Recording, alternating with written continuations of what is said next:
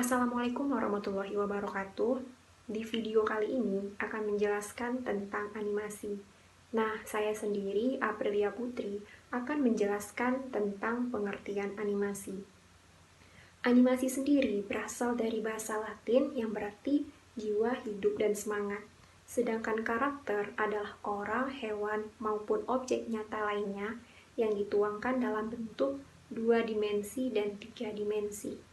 Jadi, animasi adalah gambar yang bergerak berbentuk dari sekumpulan objek yang disusun beraturan mengikuti alur pergerakan yang telah ditentukan pada setiap pertambahan hitungan waktu yang terjadi. Objek yang dimaksud bisa berupa tulisan, warna, bentuk benda, dan special effect lainnya. Perbedaan 2 dimensi dan 3 dimensi. 2 dimensi yaitu objek yang mempunyai ukuran panjang dan lebar, sedangkan 3 dimensi yang mempunyai ukuran panjang, lebar, dan tinggi, maka objek dan pergerakannya hampir mendekati bentuk aslinya. Oke, baiklah, saya akan melanjutkan dari Aprilia, akan masuk ke materi prinsip dasar animasi.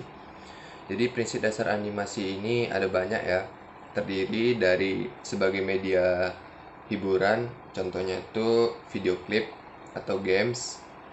Ada juga sebagai media presentasi, yang mana animasi ini digunakan untuk membuat audiens tertarik.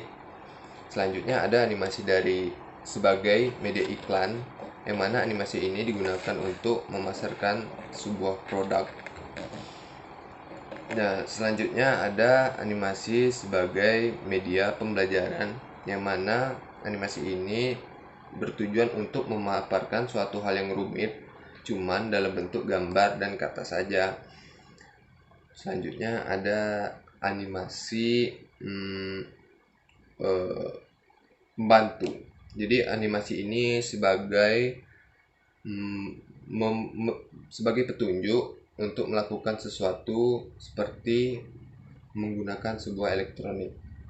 Selanjutnya ada animasi sebagai media pelengkap, yang mana animasi ini digunakan untuk memperindah atau mempercantik suatu objek yang akan ditampilkan.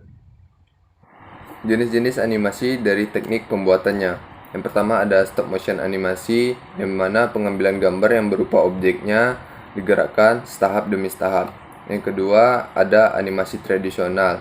Animasi tradisional ini setiap tahap gerakannya digambar di atas sebuah sel satu persatu. Yang ketiga ada animasi komputer. Animasi komputer ini di keseluruhannya dibuat menggunakan komputer, terdiri menjadi dua, ada animasi 2 dimensi dan 3 dimensi. Animasi 2 dimensi ini figur yang dibuat menggunakan bitmap 2 dimensi atau menggunakan vektor 2 dimensi. Sedangkan yang 3 dimensi ini figur yang dibuat dengan komputer menggunakan poligon. Demi memungkinkan meses ini bergerak, diberikannya rangkaian digital untuk menambahkan efek air, api, dan efek lainnya.